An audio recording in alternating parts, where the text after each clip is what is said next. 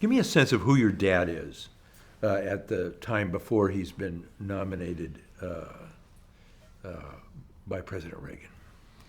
My father was a sitting federal appellate court judge in Washington, D.C., and had been doing that job for about 5 years. Before that, he was a professor at Yale Law School, and before that had spent about 4 years in the Justice Department as Solicitor General. And as a personality? He was actually a kind of funny, easygoing guy, very popular with journalists in Washington, and a wonderful wit. But all that changed with the nomination. So tell me about the moment of the nomination when President Reagan nominates him. Are you there? Is it at the White House? I mean, the public moment of... Well, I knew that it was coming. He had been interviewed secretly across the street on Lafayette Park. There are a number of small townhouses that the government uses, and he had met people over there to talk about this. And in fact, when he was nominated, when the announcement came, they picked him up on a street corner and drove him to the White House secretly to do this. Not that anybody was going to be surprised by his nomination at that point. I was working at U.S. News and World Report as a writer, economics writer, and some friends of mine from the White House counsel's office called me and said, it's happening now. So I jumped in a cab and came running over and managed to get through security and into the White House press room just about a minute after they arrived, and the president and my father arrived, and got to watch the announcement.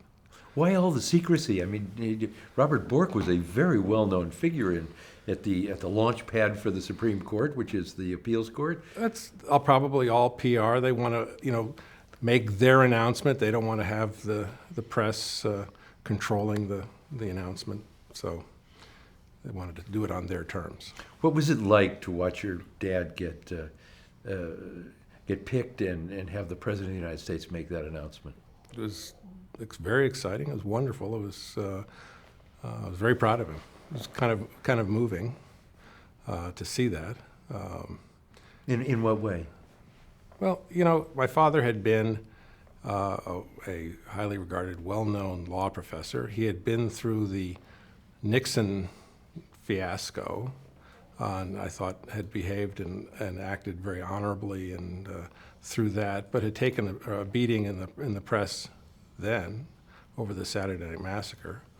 And this was in some ways, I thought, an affirmation of him after having done all that, getting back to his core, really in a sense rewarding him, not for what he'd been through, but it was the capstone of his career. That's what it was. And from his point of view, do you know what it felt like? Was it a relief that finally it happened, or what? I think it was, to a certain extent, I wouldn't call it relief. I would say I think he was overcome by the moment when we got home from that, and I was with him. I've got a very strong sense that he realized that this was the finale of his legal career. This was, the culmination of everything, and he was very much looking forward to doing it.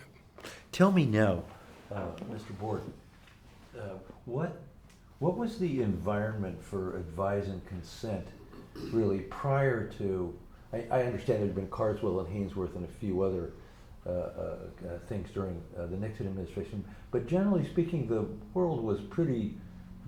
world of Congress and the Senate was pretty benign about picking Supreme Court nominees or advising and consenting to Supreme Court nominees during the decades before your father's hearing. So in the pre-moment before this happens, what was the environment like? I don't think anybody thought it would be much different than what had gone before. And if you think back to Reagan's previous nominations, they were all easy. Of course, Reagan nominated the first woman to the Supreme Court, Sandra Day O'Connor. That was well received. My father's own confirmation to the D.C. Circuit Court of Appeals was, I think, 98-0 also. So no one expected the kind of fury that came. But that changed within about 45 minutes of his nomination. Ted Kennedy walks out onto the Senate floor and just cuts loose. Your father's reaction to that moment? I think two reactions. One was that it was unbelievable because it wasn't him. He was not the person being described by Ted Kennedy. And the other one was almost not to take it seriously because it just was so over the top. I took it very seriously. As I said, I was at the White House for the announcement, went back to the White House counsel's office with friends of mine, one of whom was a former clerk to my father, and we were watching this on TV as we were drinking champagne in the counsel's office. And I said, "Are you guys ready for this?" And they said, "Oh yeah, don't worry about it." Well, they weren't ready. Nobody was ready. It was, from what we can tell and people we've talked to, it was a planned counterstrike in lots of ways. They had a war room, they had Gregory Peck, they had TV ads, they had people from the American Way money. They were ready, locked and loaded. There were three. Bork. Yeah. Sorry. There were 300 groups organized, a few major groups, but there were over 300 groups coordinating the assault. And, I've got to say that although it looked like, a vicious attack was what actually brought his nomination down, I think it really was dead before. We just didn't realize it because the Democrats had won the Senate in '86. So this is now a few months later in '87. There was no way that he was going to get confirmed. The president was weak over Iran-Contra. It was towards the end of his term, his second term. The groups made it possible for wavering Democrats to vote against him. Democrats who would normally vote for him. And they ginned up enough, the groups ginned up enough anxiety and anger in the South that conservative Democratic senators couldn't do it, couldn't vote for him. You sat behind him. I've Yes, I seen did. the stock footage of you back there. What was it like in that room as the hearings were underway? It's kind of tense. It was tense. It was long. I mean, we were sitting there for 10 hours a day with a recess for lunch, maybe another break in the afternoon. TV lights, very hot TV lights. And there's a certain sense when you're the family member that there's absolutely nothing you can do. You want to say things back to the senators, you can't do that. You want to tap your dad on the shoulder and say, I would say it this way. Can't do that. But it was a very difficult thing to do. And we were there for 5 days. The family sat there for 5 days with him. Could you feel the cascade happening, the slipping away? I didn't think it was going well. I didn't feel a cascade that it was slipping away. I just thought it was torture. It was just water torture the whole time. And the thing is, these were hearings, but nobody was listening. They were asking questions in the hope of catching him out, and he would very graciously explain his position, explain his votes, explain his writings, but nobody cared. It really wasn't about what he said.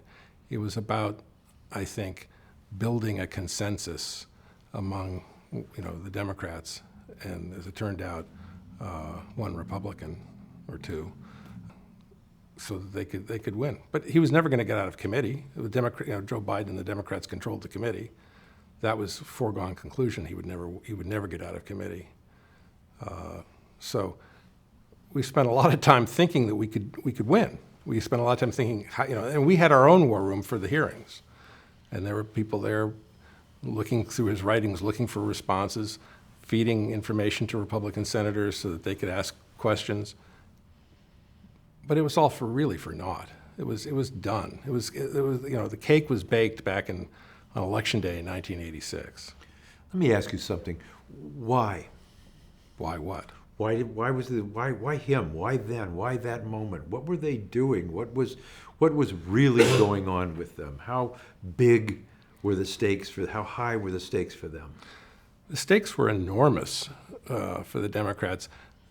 My father, well, first of all, you had Sandra Day O'Connor, a Reagan appointee, didn't really know at that point what kind of justice she was going to be. She'd only been on the court for a few years. And you had Rehnquist elevated to chief, and Scalia, who was a conservative powerhouse and an originalist of the first degree. Adding my father on to replace Lewis Powell would have meant a conservative, if not majority, a strong conservative bank of justices on the court. And I think for liberal Democrats, that meant a shift in the tide in jurisprudence from the court that would probably lose it for a generation for them. And they couldn't let that happen because the court was extraordinarily important to both sides, to both the left and the right. But it was really even more important, I think, to the left at that point. And they just couldn't let it happen. When you'd go home at the end of the day or you'd talk to him during recesses, what was he thinking? What did he think was going on? Well, he really didn't think much about the politics. He really thought about how he could explain his point of view. And, there were people who were advising him to be, in a sense, more political, to couch his answers in more political ways. And he just couldn't do that. That's not who he was. He was not a politician. He was an intellectual. He was a lawyer and who had been exploring ideas in the law for decades at that point and had come to a certain philosophy about the constitutional interpretation and about other issues like antitrust. And he couldn't play that game. Apparently I wasn't there, but I understand he wasn't particularly helpful during the murder boards that they routinely do with nominees before and since. He just wouldn't speak in political terms. And in fact, if I may jump ahead here, towards the end, when all of us were very frustrated with the process, this was after he finished his part of the hearings, I called some friends at the White House and said, I've got to do something. I've got to get off the sidelines. I've got to, help. So I wrote an op-ed in the Washington Post that explained why the picture that was being drawn of my father was not the true picture. And that op-ed garnered invitations to go on talk shows. So I did Good Morning America with Charlie Gibson, I think another one for CNN. And my father called me and told me to stop. He said, "This is not dignified. I don't want you to do this."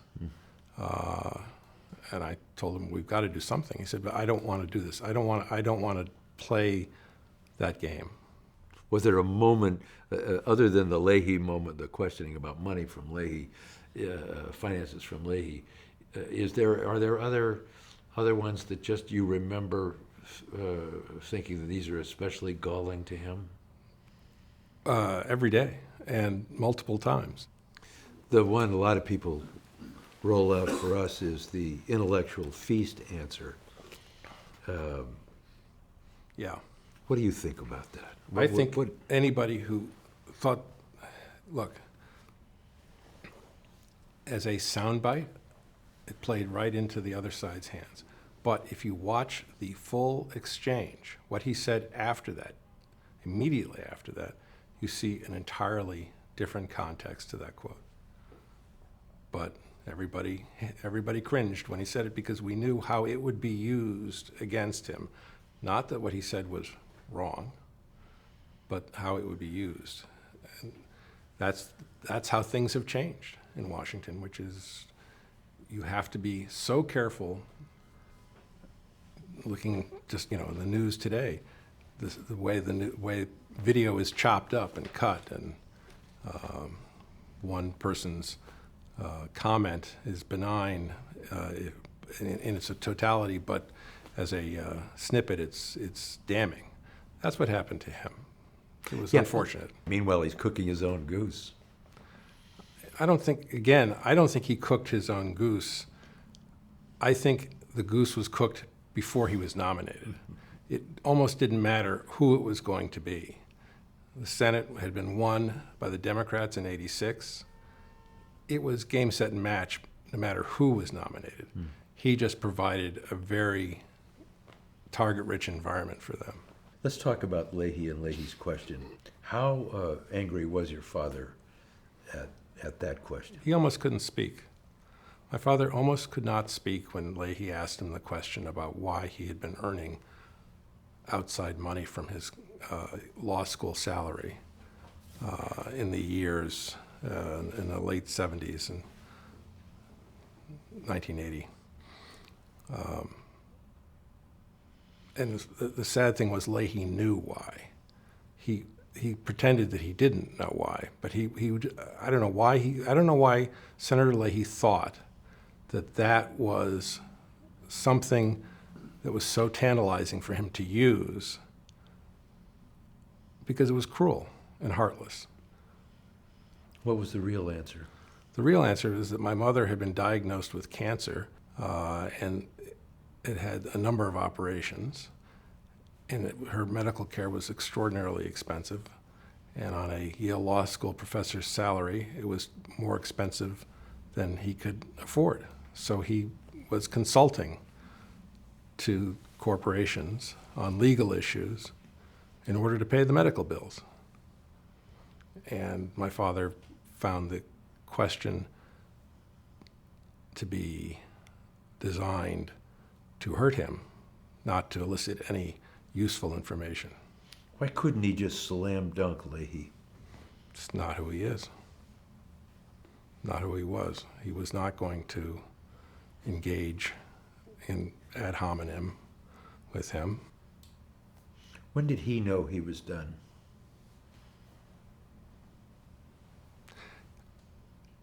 I think he knew after the hearings, before the vote.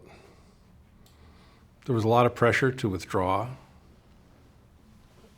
Ultimately, he decided not to withdraw. Gave a wonderful statement to that effect at the White House in October. Did he talk through that with you? We were all sitting around in his office at the court. My brother, my sister, my stepmother, Mary Ellen,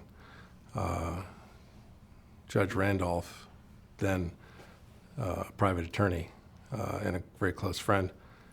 And Alan Simpson called him, and at about the same moment that we already had decided as a family that he couldn't give in to them, to this assault. Simpson called and said he wanted to tell him something important, which was he'd thought about it and didn't think he should withdraw. There was no one had any sense that it could be turned around, that he could win a confirmation vote. But they all felt that there were important issues at play, and that at least, and Simpson promised him that the senators, Republican senators, would make the case for him on the floor, even though no one thought he would actually get confirmed. What were a couple of the big issues that were at stake that they wanted him to stay in the game for? The biggest issue really was that this was a perversion of the process, and it couldn't be allowed to go unanswered. That's what my father said, and that's what many of them said on the floor.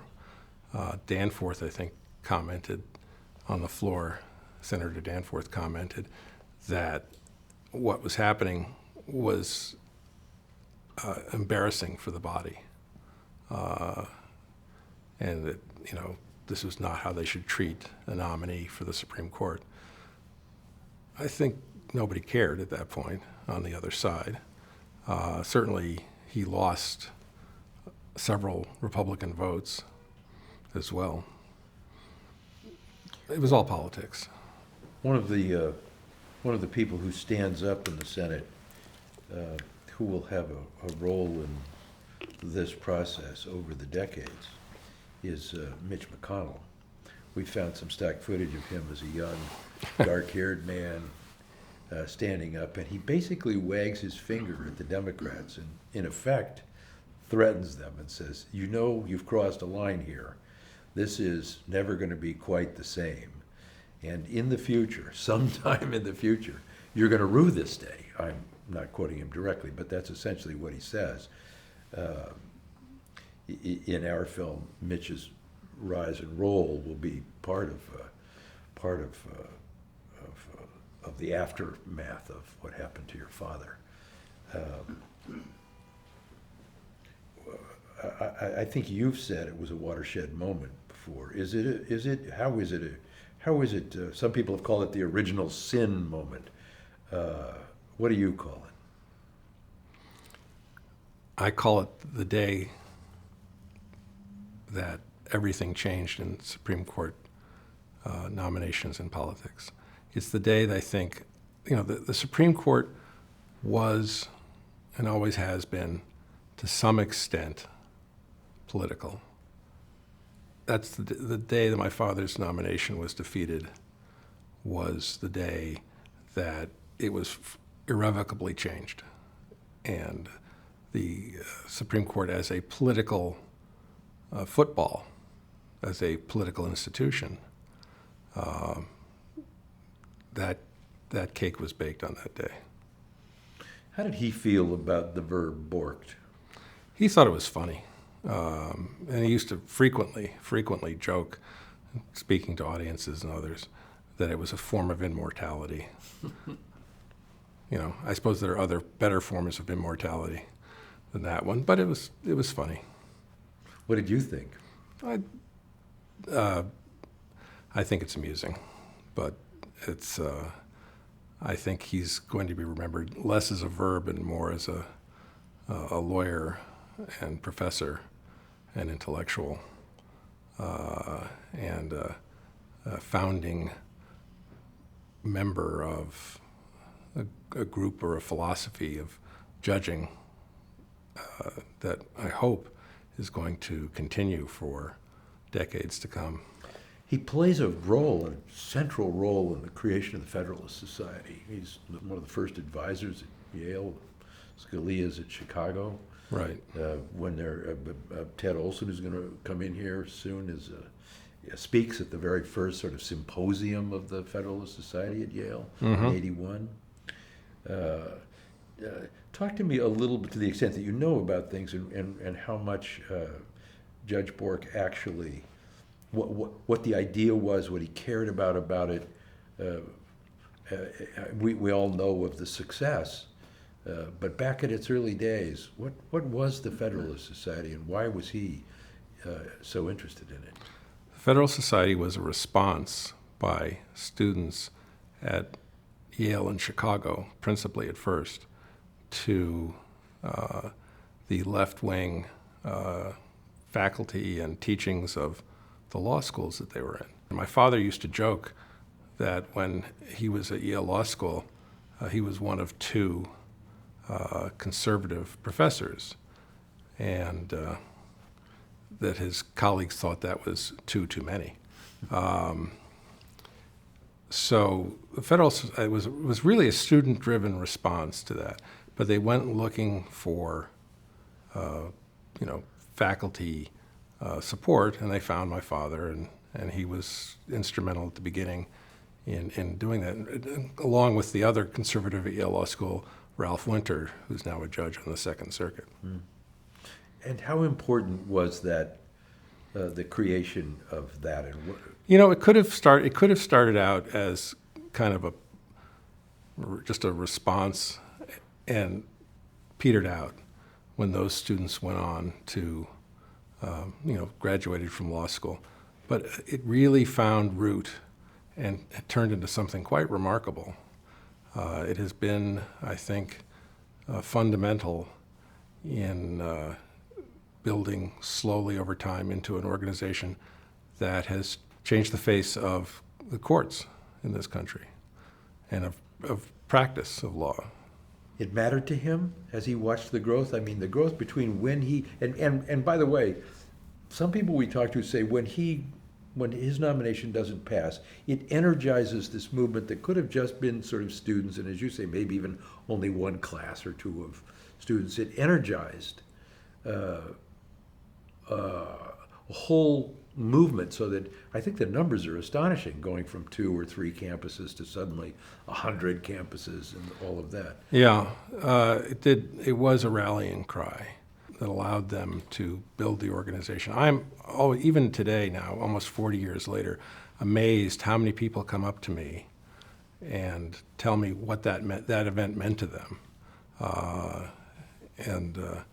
It's hilarious, actually, because I'll be on the phone ordering, light bulbs or something, and the person on the other end will recognize the name and want to say something. People want to tell me that it was important to them.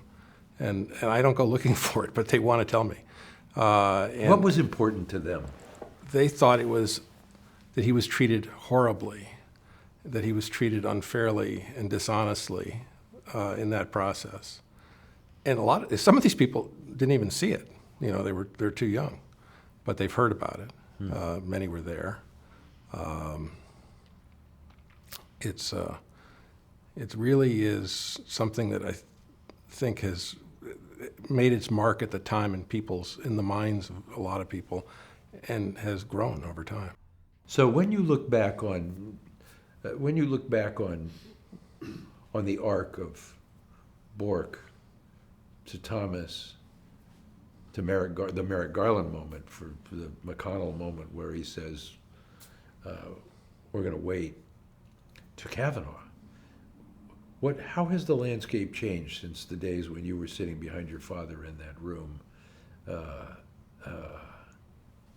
What is different? When you look at it, what have we lost? Well, we've lost a number of things. We've lost an ability for a nominee to talk openly and honestly about their judicial philosophy. I'm not saying that people were dishonest, they just weren't going to talk about it. It's too dangerous to talk about your views or what you might do as a nominee to a court. What we've seen, I think, though, is the exploring new and ever more surprising ways of politicizing this process.